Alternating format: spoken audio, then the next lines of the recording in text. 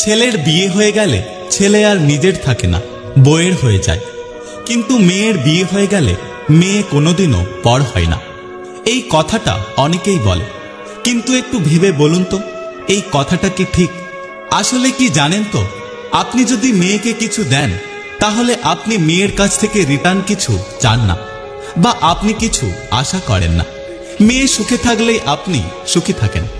আপনি কখনো এটা তুলনা করেন না যে আপনার মেয়ে আপনার চেয়ে কত ভালো বা সুখে আছে। আপনার মেয়ে যদি আপনার চেয়ে 100 গুণ সুখে থাকে বা ভালো থাকে, সেটা দেখে আপনি 1000 গুণ খুশি হন।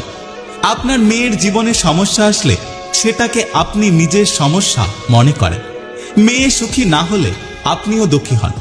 সামর্থ্যের বাইরে গিয়ে আপনি মেয়ে জামাইকে সাহায্য করেন, বিপদে তাদের পাশে দাঁড়ান। অন্যদিকে ছেলের পেছনে যত খরচ করেন, আপনারা ভাবেন একটা সময় ছেলে বিনিময়ে অনেক কিছু দেবে।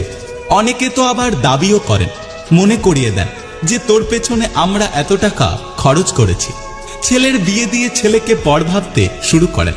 ছেলে বিয়ে করলে বাবা মায়েদের ছেলের প্রতি একটা এমন মানসিকতা হয়, মনে মনে ভেবে নেয় যে বিয়ে করেছিস, তোর সমস্যা তোকেই সমাধান করতে হবে। বিয়ে করেছিস, আমরা তোকে কোনো সাহায্য করতে পারবো না, পারলেও সাহায্য করে না। অন্যদিকে মেয়েকে সাহায্য করার জন্য রেডি থাকে, সামর্থ্যের বাইরে গিয়েও সাহায্য করে। ছেলের বউ কতটা সুখে আছে এটা নিজেদের সঙ্গে তুলনা করে। ছেলের বিবাহিত জীবন কত সুখের সেটা সহ্য করতে পারে না। ছেলের বিপদে ছেলেকে একা করেন, কিন্তু ছেলের বেশি সুখ হলে তারা ভাগ চান। আসলে মেয়েদের কাছ থেকে কিছু আশা করেন না, কোনো দায়িত্ব আরোপ করেন না।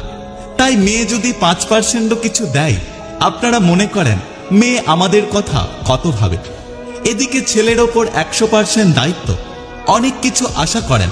তখন ছেলে যদি আপনাদের চাহিদা মতো বা আপনাদের মনের মতো দায়িত্ব পালন না করতে পারে, অথবা 70 থেকে 80% দায়িত্ব পালন করে, তাহলে আপনারা ভেবে নেন যে ছেলে আমাদের জন্য কিছু করছে না।